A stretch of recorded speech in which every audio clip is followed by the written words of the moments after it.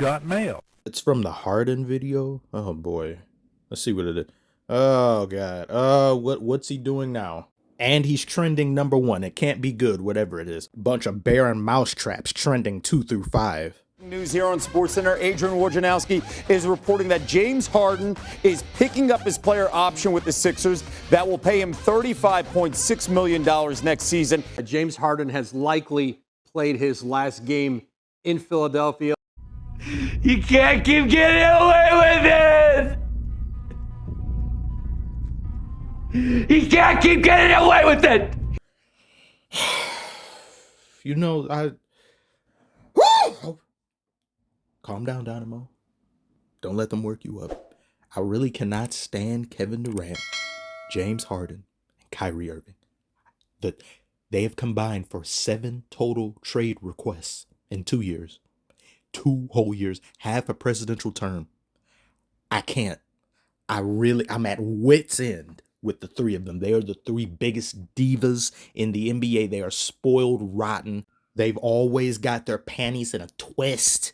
And you know something? If LeBron would have lost in 2016 against the Warriors and the Warriors didn't choke at 3-1, neither 3 of these vultures would have a single ring between them. None of them. Golden State losing was the key to Kevin Durant slithering his way in there. I don't think there's a need for him to be there if they end up winning. And even though Kyrie made the shot at the end, he and LeBron were a tour de force in those finals. LeBron can get to the finals without Kyrie, not the other way around. Just what exactly is Harden trying to do? What do you want? What are you chasing? I've seen dogs have better success in chasing their own tail than James Harden in getting a ring. Then I see Bobby Marks over here with this trade machine and the 2 top contenders, I guess, in getting Harden, who are the most interested in Harden, being the Clippers and the Knicks. No. What type of hallucinogen are they taking in Knicks and Clippers head office? I could somewhat understand the Knicks doing this because they're a bunch of barnacle heads over there. But Clippers? Really? I hear there's talk of them letting go or moving on from Kawhi Leonard, which, oh yeah, get him the hell out of here. I'm tired of him.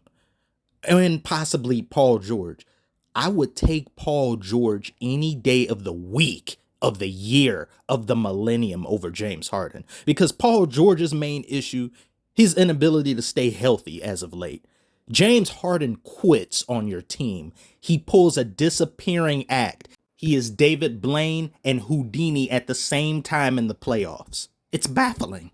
I take Anthony Davis over James Harden. And you want to know why I would say that? It's because Anthony Davis, he's lackadaisical, he's flaky. You don't know what you're going to get. You could get an all-time player and you could get somebody who's a 3rd string at best sometimes.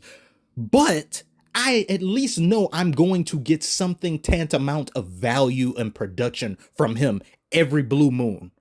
With James Harden, you know exactly what you're going to get. Nothing, nada, zip, zilch. He puts up better numbers in the strip club. I'm done with James Harden. I don't know why anyone's hyped. They talk about Harden stands. Those things aren't extinct. In 2023, they're still walking around. They're not fossilized.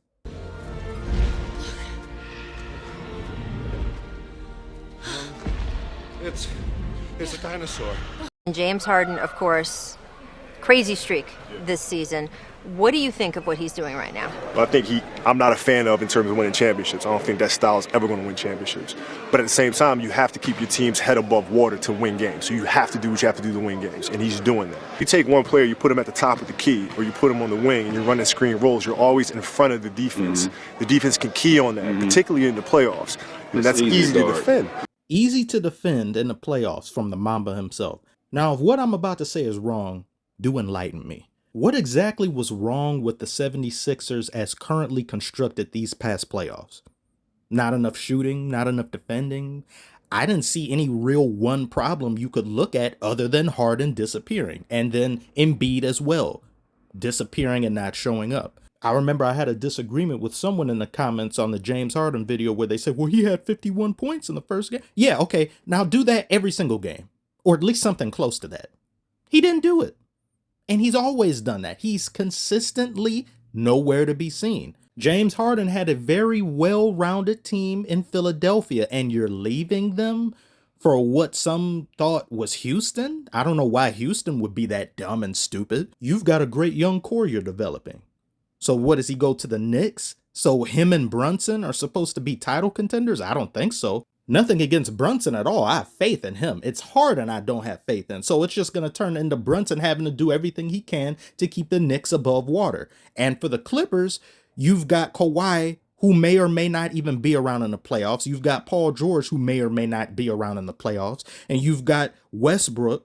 I don't know. I want a team with Westbrook and Harden on the, like, does that even work? That happened in Houston. How did that go? You've been teamed up with Durant twice. You've been teamed up with Chris Paul. You've been teamed up with Westbrook. You've had all of this superstar help to get you to the next level. And each and every single time, it's Harden who he himself disappears or comes up short. So I guess when he loses too many times, he blames someone else other than himself. And then he says, let me take my disappearing act somewhere else.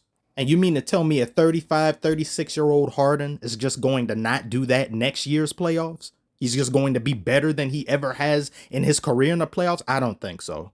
Harden doesn't help any one team getting to the next level in contention. But he's a great facilitator. Okay, what happens when you can't get the assists that you want in the playoffs and the defense closes in? We need you to put buckets up. We need you to get shots. You can't do that, so you're useless. What good are you?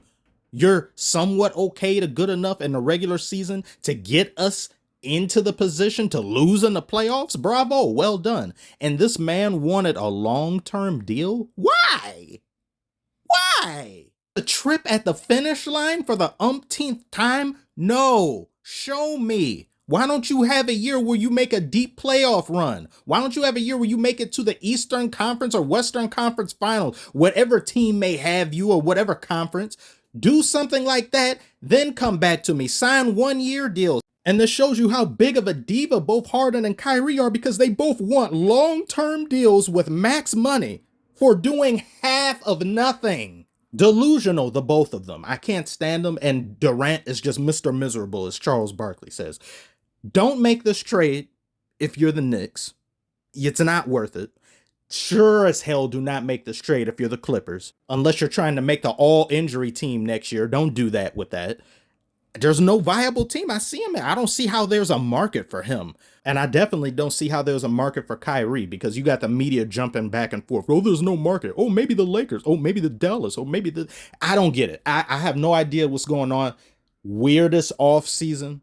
I'm safely saying it's the weirdest offseason I've ever seen, and we're only a day away, or less than a day away, from when it gets even weirder tomorrow and day after. So I'm definitely going to be here making videos about that. I want to thank you if you've made it this far. What do you think of what Harden's doing? Do you think I'm too harsh in my critique and saying he's overrated? You think he's still got some left in the tank? Do comment below, let me know. And as always, I will see you on the next one.